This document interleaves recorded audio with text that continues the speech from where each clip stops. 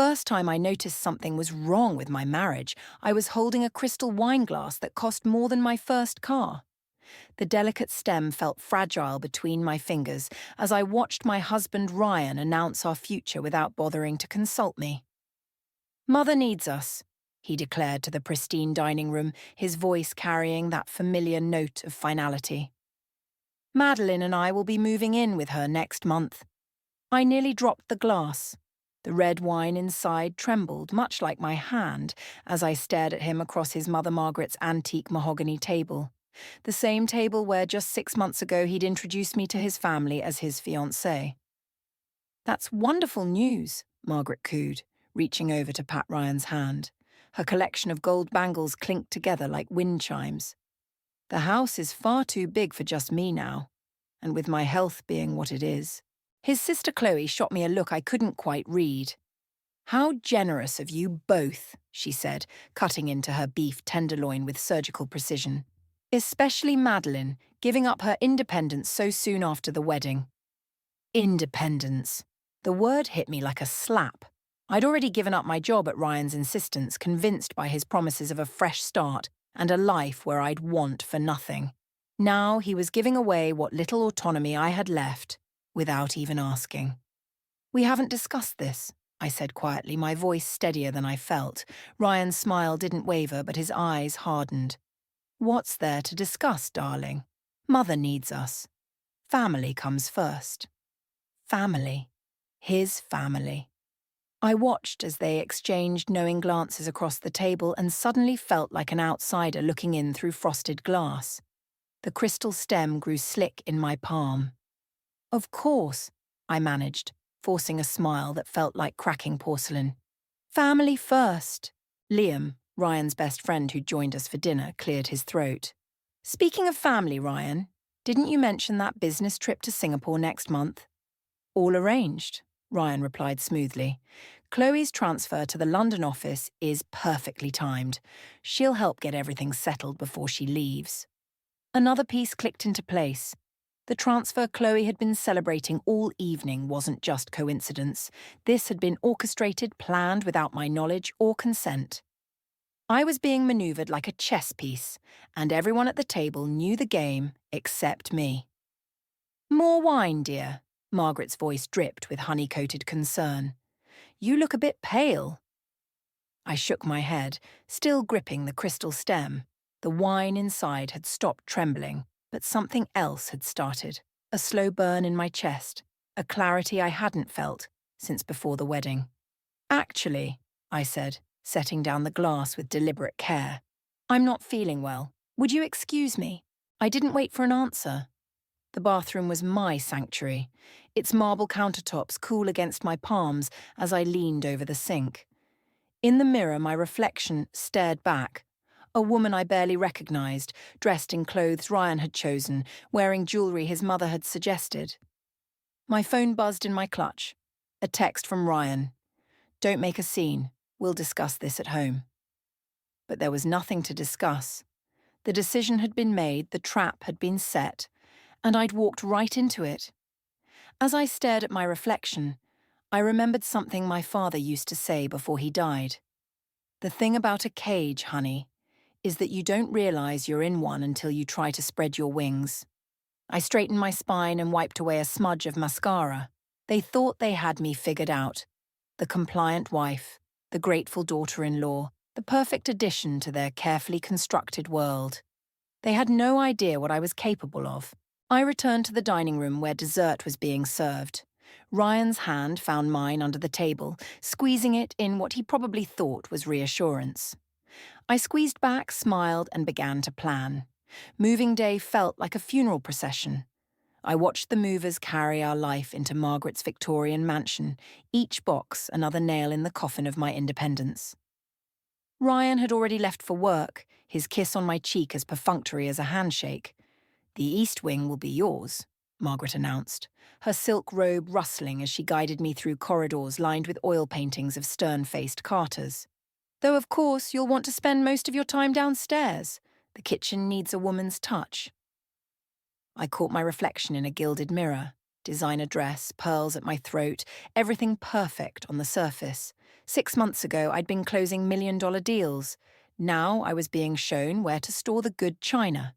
Mother prefers her tea precisely at 4, Chloe added, materializing beside us. She was dressed for the office in a sharp blazer and heels that clicked against the hardwood floors.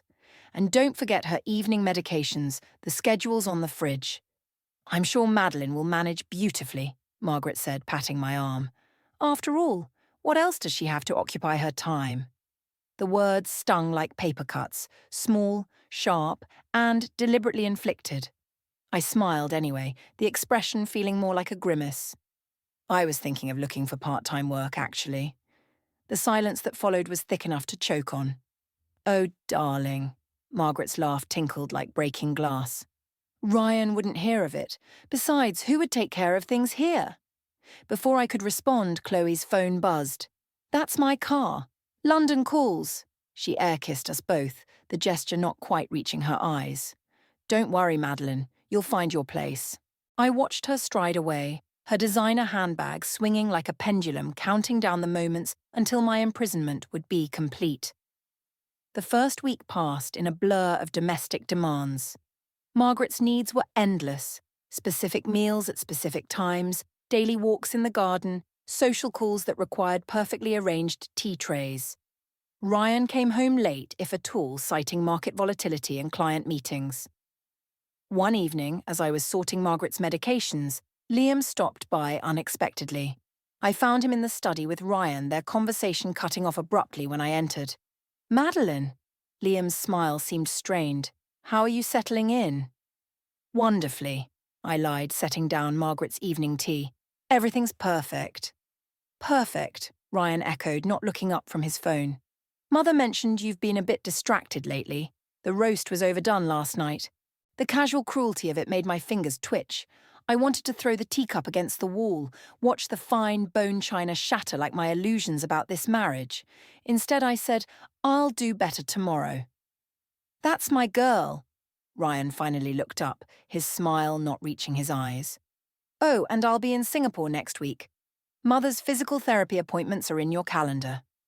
Liam shifted uncomfortably. Ryan, maybe we should discuss.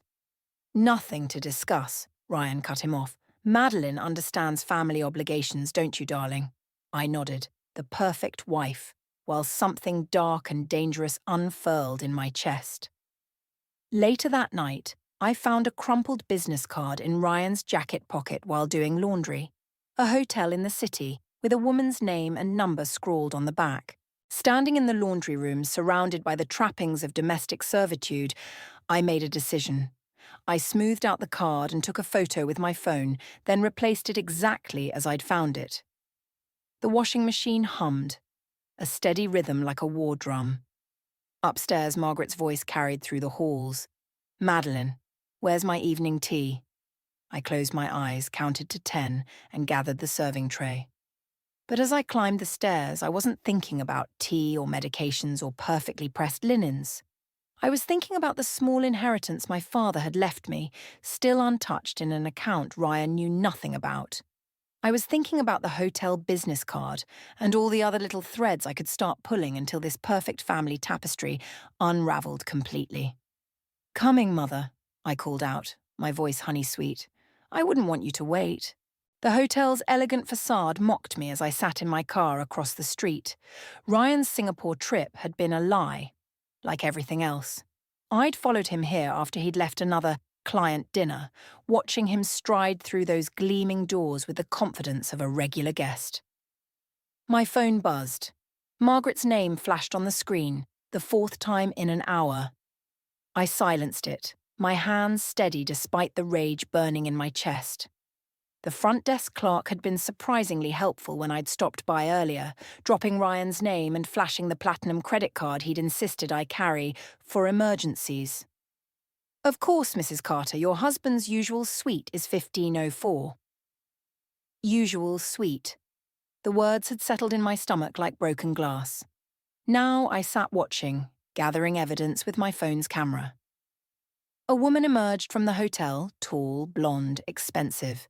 She air-kissed Ryan goodbye with practiced familiarity. I zoomed in, capturing every detail of their intimate farewell. My phone buzzed again. Liam this time. I answered, if only to maintain appearances. Madeline, thank God. Margaret's having one of her episodes. She's threatening to call the police if you don't come home. Episodes, I repeated, watching Ryan check his reflection in the hotel's glass doors. Like the one last week when I missed book club, or the one before that when I tried to visit my sister. Silence crackled over the line. Then, softly, you know, don't you? About the blonde? Or about how Chloe's transfer was planned months ago? Tell me, Liam, what exactly should I know? It's complicated. No, I said, starting my car as Ryan's figure disappeared into the night. It's actually very simple, but you can tell Margaret I'll be home soon. Wouldn't want to upset the family dynamic. I drove home through streets blurred by unshed tears, but they weren't tears of sadness. They were tears of fury, of liberation, of possibilities crystallizing like ice in my veins. Margaret was waiting in the foyer, her silk robe cinched tight, face arranged in an expression of wounded concern. Where have you been? I needed my evening medications an hour ago. Did you? I moved past her toward the kitchen, my heels clicking against the marble floors. Strange since I set them out before I left, right next to your afternoon tea. The tea you dumped in the plant when you thought I wasn't looking. She faltered, just for a moment. I don't know what you're talking about. I've been feeling quite unwell. Save it. I turned to face her, letting her see the change in me. I know about Ryan's business trips. I know about Chloe's perfectly timed transfer. I know this whole setup was planned before I ever said I do. Colour drained from her face. You ungrateful. What I don't know, I continued, my voice deadly quiet, is why? Why the elaborate scheme? Why me? Because you were perfect, she spat, mask finally slipping. Desperate enough to give up your career, naive enough to play nursemaid, and just smart enough to manage the household while Ryan focused on what really matters. I laughed, the sound sharp enough to make her flinch. And now? Now you'll do exactly what you're told, she said, recovering her composure. Unless you want Ryan to know about your little investigation tonight. I pulled out my phone, pulled up the photos I'd taken. You mean these? Don't worry, I've already sent copies to my private email. Insurance, you might say. Speaking of insurance. I paused, savouring the moment. How's your health, really? Because I've been documenting your episodes too. Amazing how they only happen when I try to leave the house. The blood drained from her face. You wouldn't dare. Try me. I stepped closer, dropping my voice. I learned from the best, after all. You taught me everything about manipulation, you and Ryan both. Consider this my final exam. I headed for the stairs, but turned back one last time. Oh, and Margaret, don't wait up for Ryan. He's having a late night at the office. Suite 1504, to be exact. As I climbed the stairs, her shocked silence followed me like applause. In our bedroom, I opened my laptop and began composing 2 emails. One to my old friend at the SEC about some interesting irregularities in Ryan's client accounts, and another to a divorce attorney recommended by my sister. The game wasn't over. It was just beginning to get interesting. Ryan came home just before dawn, reeking of expensive perfume and scotch. I was waiting in his study, his laptop open before me, spreadsheets glowing in the dark like accusations. You're up late, he said, loosening his tie. The casual confidence in his voice made my skin crawl. Early, actually. I've been learning so much about finance. I turned the screen toward him. Like how to hide money through shell companies in Singapore. Fascinating stuff. His face hardened as he recognized the files. You've been in my private accounts. Private? Like your private suite at the Grand? Or your private meetings with Jessica Winters from compliance? I kept my voice steady, though my heart hammered against my ribs. Tell me, does she know about the irregularities in the Peterson account, or is she just another pawn? He moved faster than I expected, slamming the laptop shut. You have no idea what you're talking about, don't I? Your mother was right about one thing. I am smart enough to manage things. Smart enough to make copies of everything I found. The slap caught me off guard, more from surprise than force. We stared at each other in the sudden silence, both shocked by the line he'd just crossed. "Madeline," he started, his voice softening to that familiar, manipulative tone. "You're upset, I understand. But you're playing with things you don't comprehend." I touched my cheek, feeling it burn. "Like our marriage?" "I've given you everything," he said, pacing now. "A beautiful home, financial security, status." "You've given me a prison," I cut in, "with your mother as warden and you as the absent guard." His laugh was ugly. "And what exactly do you think you're going to do? Leave? With what money? What skills? You're nothing without this family." The words hit harder than his slap, because 6 months ago I might have believed them, but now they just fueled the fire. "That's where you're wrong," I said, standing. "I'm everything without this family, and I can prove it." "Is that a threat?" "It's a promise." A knock at the study door made us both freeze. Margaret stood there in her silk robe, face arranged in concern. I heard voices. "Is everything all right?" "Fine, Mother," Ryan said quickly. "Madeline and I were just discussing—" "How I'm leaving," I finished for him. "Tonight." The mask of concern slipped from Margaret's face. "Don't be ridiculous. Where would you go?" I walked to the door, pausing beside her. "You know what's funny? You both thought you chose me because I was weak. But you actually chose me because I'm exactly like you, willing to do whatever it takes to win." "If you leave this house," Ryan called after me, "you leave with nothing." I turned back one last time. "Check your email. I sent copies of those financial records to the SEC 10 minutes ago. You might want to lawyer up." His face went white. "You're bluffing." "Am I? I learned from the best, remember? You taught me all about leverage." I glanced at Margaret. "And you taught me all about patience. Consider this my graduation." I climbed the stairs to our bedroom, my legs shaking but my mind clear. Behind me, I could hear Ryan's panicked phone calls beginning, Margaret's shrill demands for explanations. I'd packed a small bag days ago, hidden in the back of my closet along with my father's inheritance paperwork and copies of everything I'd found. As I changed clothes, I caught my reflection in the mirror, the red mark on my cheek already fading, but something in my eyes burning brighter than ever. The woman staring back at me wasn't the same one who'd walked into this house 6 months ago. That woman had wanted to be loved. This one wanted justice. I picked up my bag and walked out of the Carter mansion just as the sun was rising, painting the sky in shades of revenge. The hotel room felt like neutral territory, though Liam's nervous pacing suggested otherwise. 3 days after my escape from the Carter mansion, he'd reached out, claiming he wanted to help. "The SEC investigation is moving fast," he said, running fingers through disheveled hair. "Ryan's being questioned tomorrow." I sipped my coffee, watching him over the rim. "And?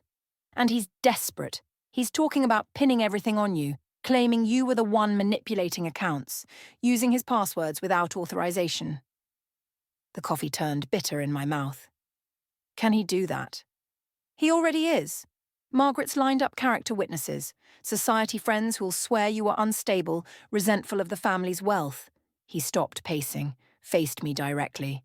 "They're building a narrative that you orchestrated this as revenge for his affair." "Well," I set down my cup, "they're half right. This isn't a joke, Madeline. They're trying to destroy you." "No," I stood, retrieving my laptop from my bag. "They're trying to survive. There's a difference." I opened the files I'd been compiling. Not just Ryan's financial records, but emails between him and Margaret dating back months before our wedding. Their careful planning, their assessment of potential wives, their strategy to secure someone who could manage Margaret's care while Ryan expanded the family business. "Jesus," Liam whispered, scanning the emails. "They vetted you like a job candidate." "More like a hostage." I clicked through to more recent correspondence, but they made a mistake. They assumed I'd be grateful for the cage they built. My phone buzzed, Chloe's name flashing on the screen. I answered on speaker. "You've really done it now," her voice crackled with barely contained fury. "Mother's in the hospital." Another episode? I kept my tone neutral. A real one this time. The stress you've caused. The stress of her lies being exposed, you mean? I interrupted. Or the stress of Ryan's fraud investigation? Silence stretched between us, then softer. What do you want? The truth. About everything. I met Liam's worried gaze, including what happened to Ryan's first fiancée. The sharp intake of breath on the other end confirmed what I'd suspected since finding old newspaper clippings in Margaret's study. That was an accident, Chloe whispered. Was it? Because those old articles suggest otherwise, and I bet the police would be very interested in reopening that investigation. You wouldn't. Try me. I ended the call, hands shaking slightly as I turned to Liam. How long have you known? He sank into a chair. I suspected, but Ryan never talked about Sarah. It was like she never existed, until she threatened to expose his financial dealings. I pulled up another file, a scanned letter I'd found hidden in Margaret's desk. Then she had an unfortunate accident on the family yacht. What are you going to do? I closed the laptop, suddenly tired. What they taught me to do, leverage everything. My phone buzzed again, a text from Ryan. We need to talk, come home. Home. The word felt like ash in my mouth. They're scared now, Liam observed. That makes them dangerous. I know. I gathered my things, decision crystallizing. That's why I'm meeting with the district attorney tomorrow. Sarah deserves justice too. Madeline. Liam caught my arm as I headed for the door. Be careful. The Carters. They're not just manipulative. They're murderers? I finished for him. Yes, I know, but they forgot something important when they chose me. What's that? I smiled, though there was no warmth in it. I'm not Sarah. I don't just have evidence. I have backup plans for my backup plans. I left him there, stepping into the evening air with purpose. My phone buzzed again.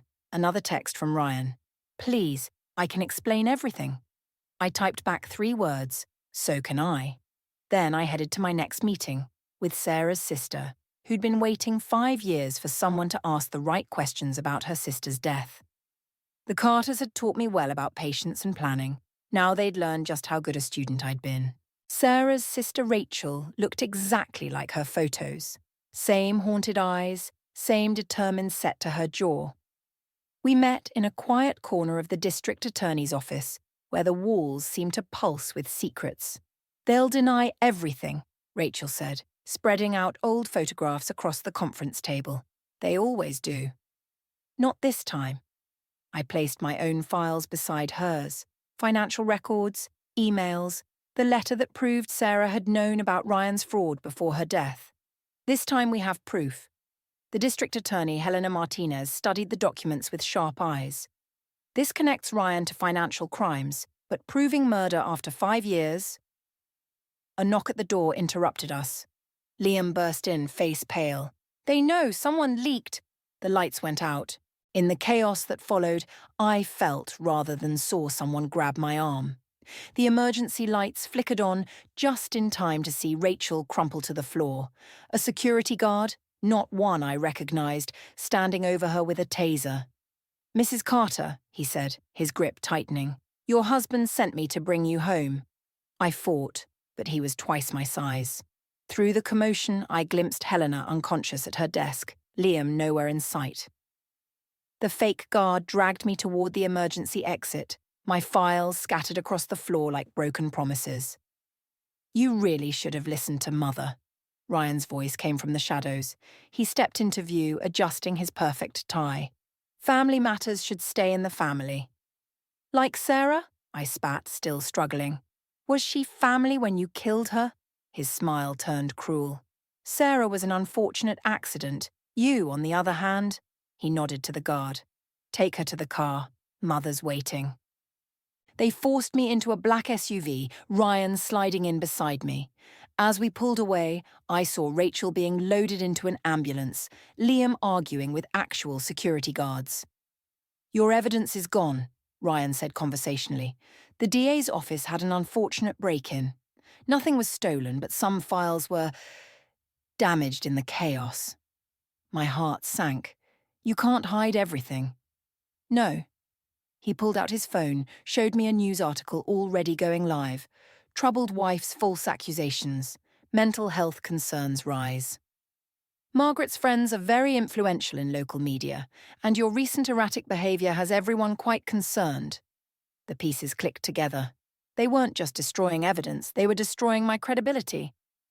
Any accusation I made now would sound like paranoid delusions. What about the SEC investigation? Resolved. His smile widened. Your unauthorized access to company accounts has been documented. Very troubling behavior, especially combined with your obvious instability. The SUV stopped outside Margaret's mansion. She waited in the doorway, wheelchair-bound, the picture of maternal concern. Welcome home, dear. The doctor's here to help you rest. I saw the man behind her, medical bag in hand, and real fear gripped me. They weren't just going to discredit me, they were going to sedate me, maybe commit me. You won't get away with this, I said, but my voice shook. Ryan leaned close, his whisper almost gentle. We already have. 5 years ago, and now. You should have learned from Sarah's mistake. No one challenges the Carter family and wins. The doctor approached with a syringe. I tried to run, but the guard's grip was iron. It's for your own good, Margaret called from the doorway. You're not well, dear, but we'll take care of you. Family always takes care of its own. The needle slid into my arm, and the world began to blur. As consciousness faded, I saw Chloe's car pulling into the driveway, her face a mask of concern for the witnesses surely watching.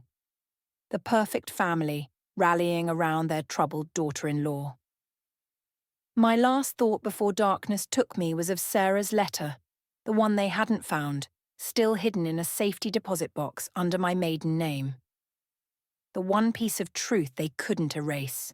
If I survived this, they'd learn what real revenge looked like. But first, I had to wake up.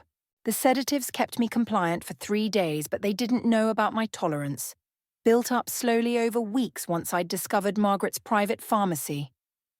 When clarity finally returned, I found myself in my old bedroom, now fitted with subtle but effective restraints on the windows and doors. A nurse watched me constantly, except during Margaret's daily visits. Appearances had to be maintained after all. It was during one of these visits that everything changed. Such a shame, Margaret sighed, wheeling herself closer to my bed. The doctors say you've had a complete breakdown. Paranoid delusions about Ryan, about poor Sarah. I kept my expression vacant, letting the pills they thought I'd taken do the talking. Sarah, I mumbled, had proof. Margaret's hand stilled on her wheelchair. What did you say? In the safety deposit box, I slurred, watching her face.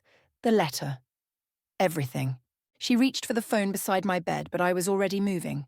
3 days of playing docile had lulled them into carelessness. I grabbed her wrist using her own momentum to trap her arm against the chair. You're hurting me, she gasped. Like you hurt Sarah. I pressed harder. Or is that just another delusion? The door burst open, Ryan and Chloe right on schedule. I'd counted on their daily visit, timed perfectly with Margaret's tea-time routine. Let her go, Ryan demanded, taking a step forward. Don't move, I warned, my other hand revealing the syringe I'd palmed from the nurse's station. Or Mother gets a taste of her own medicine. Chloe's face went white. You're proving everything we've said about you.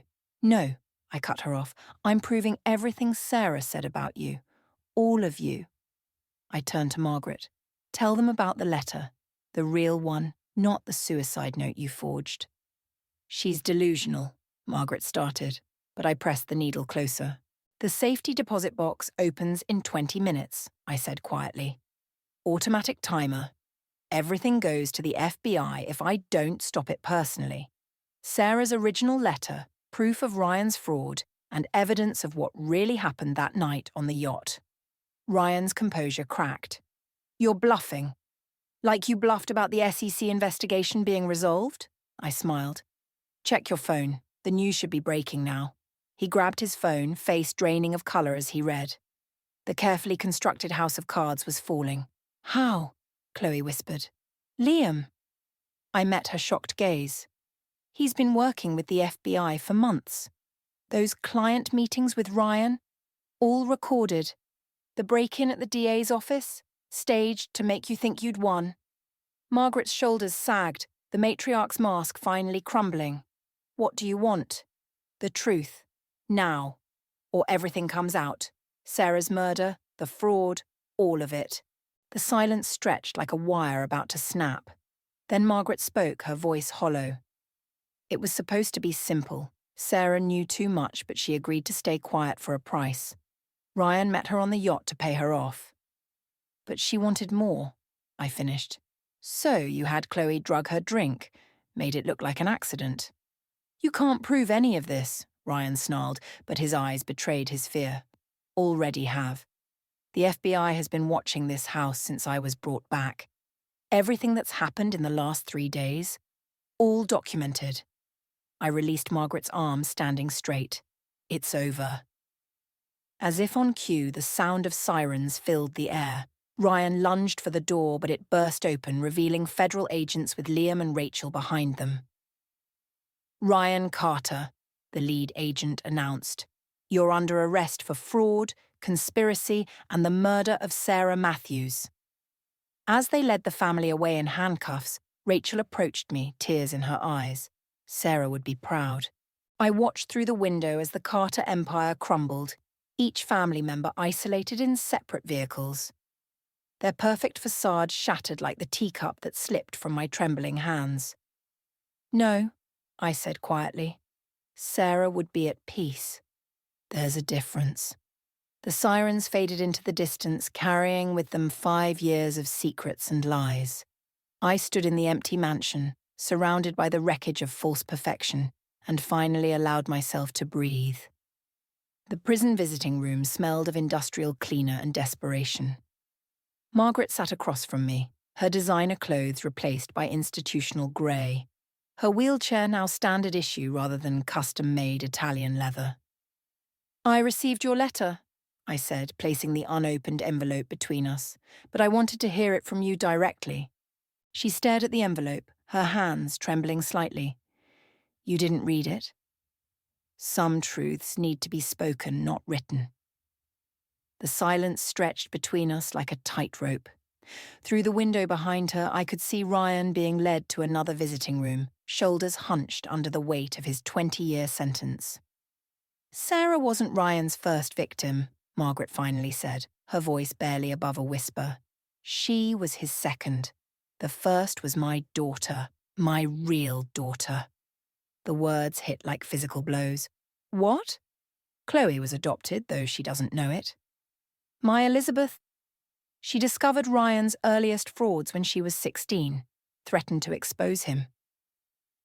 Margaret's mask cracked, revealing something ancient and painful beneath. The car accident that killed her wasn't an accident at all. Your own son. I helped cover it up, she cut in. Convinced myself it was to protect the family, but really I was protecting myself, my reputation, my perfect life. A bitter laugh escaped her. I've been paying for it ever since. By letting him kill again. By trying to save you. She met my eyes directly. Why do you think I pushed him to marry you? Someone strong enough to end it all? Understanding dawned, cold and clear as morning frost. You chose me to destroy him. To destroy us all. We deserved it. She pushed the envelope back toward me. The proof is in there. Elizabeth's real death certificate, adoption records, everything. Do with it what you will. I stood, leaving the envelope untouched. Keep your secrets, Margaret. I'm done with the Carter family's truth. What will you do now? The question followed me to the door. I paused, thinking of the women's shelter I'd started funding with my divorce settlement, of Sarah's sister Rachel working beside me to help other victims find their voice. I'm going to live, I said simply. Something your family never learned how to do. Outside, Liam waited by his car. You okay? No, I admitted, but I will be.